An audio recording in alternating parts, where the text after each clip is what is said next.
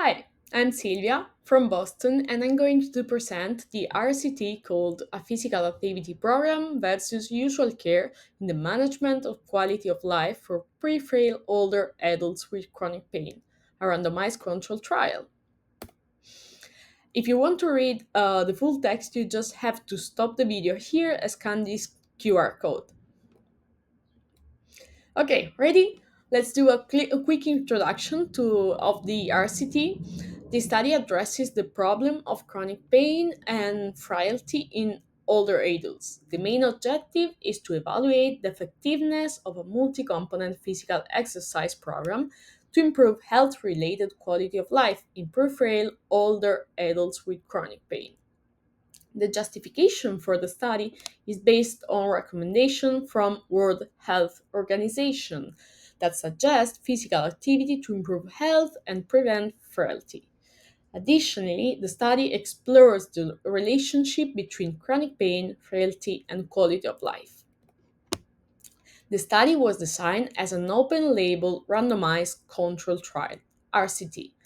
The participants were pre-frail older adults with chronic pain attending a primary healthcare center. The intervention lasted 8 weeks with a 3 month follow up. A total of 44 participants were randomly assigned to either the control group, 20 participants, or the intervention group, 24 participants. All of them were divided into two groups, a control group that received usual care and an intervention group that participated in a physical activity and education program. The evaluation outcomes included quality of life using the AeroCool 5D5L, pain intensity using the visual analog scale, frailty using the Share Frailty Index, and the SPPV that is usually in this kind of population. And the depression was evaluated using the geriatric depression scale, the YASAVICH. Regarding the intervention, the physical exercise and education program lasted 8 weeks, with a frequency of once a week. Each session included a warm up, specific exercises from different parts of the body, education on fall prevention, and final reflections. The section were conducted in a conference and multifunction room in the primary healthcare centers, led by a trained professional. Additionally, participants received documents with pictures describing the exercise performed. In the results section, the primary results showed significant improvements in quality of life in the intervention group compared to the control group. There were also a significant reduction in pain intensity in the intervention group, but only just post intervention. And we also had improvements in physical performance both post intervention and at the 3 months follow up. Additionally, there was also a reduction in frailty in the intervention group. For secondary outcomes, no differences were found, at least significant differences were found in depression between the two groups. Finally, it was concluded that the physical exercise and education program improved quality of life and physical performance in pre-frail older adults with chronic pain. Participants also reported high satisfaction with the intervention.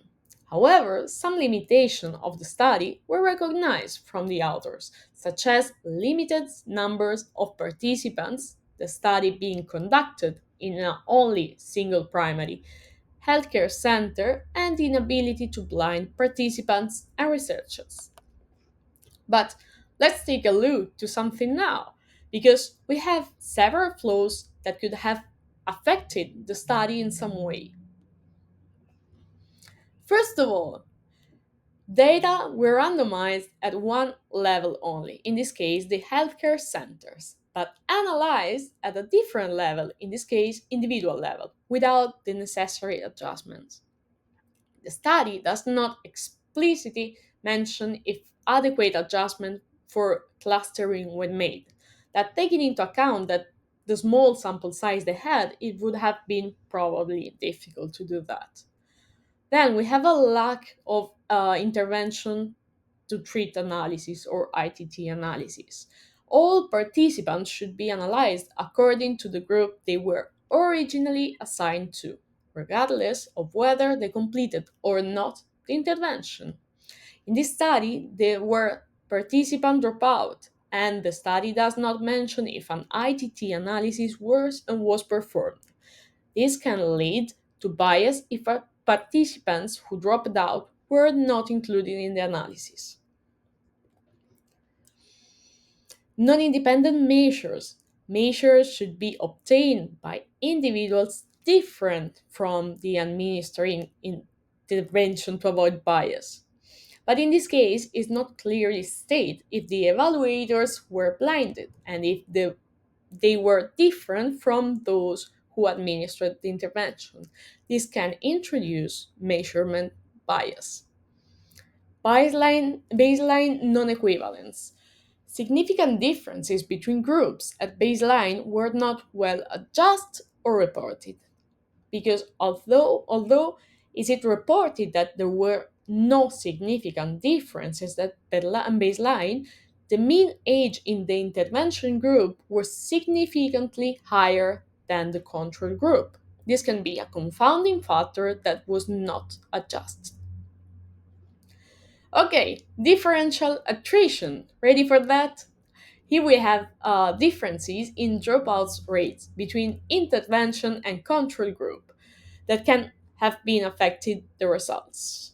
There was significant dropout, as we said before, of like 27%, and the reason for dropout were not fully discussed or adjusted for. This can bias results if differential attrition is not addressed properly. Then we have the randomization and allocation procedure. The study shows an inadequate description and execution of randomization and allocation concealment methods. But how? Well, randomization was simply described with EPIDAT 4.2, but is not mentioned if allocation concealment was ensured throughout the process. A lack of this kind of detailed description was maintained. It's a weakness for this kind of studies. So what could have been improved in these studies in this study? Well, based on these identified errors, the following recommendations are made.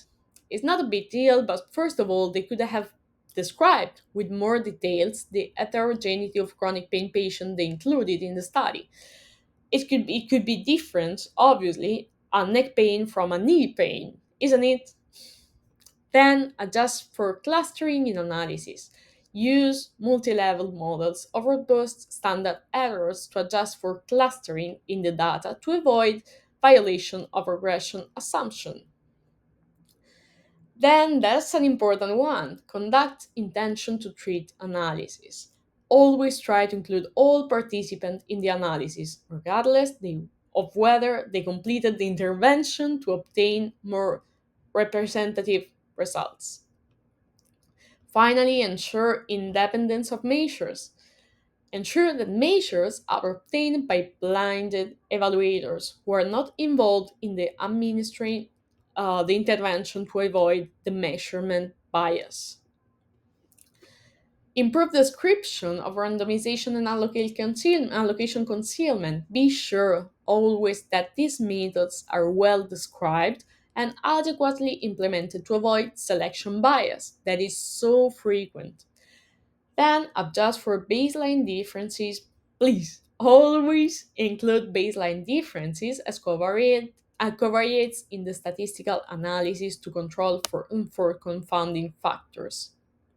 And finally, we have the evaluation and adjust for differential attrition. We should conduct throughout analysis to evaluate and adjust for differential dropouts rate between groups to ensure that results are not biased. And finally, thanks for watching this video and never forget your critical thinking when you read a paper. Thank you.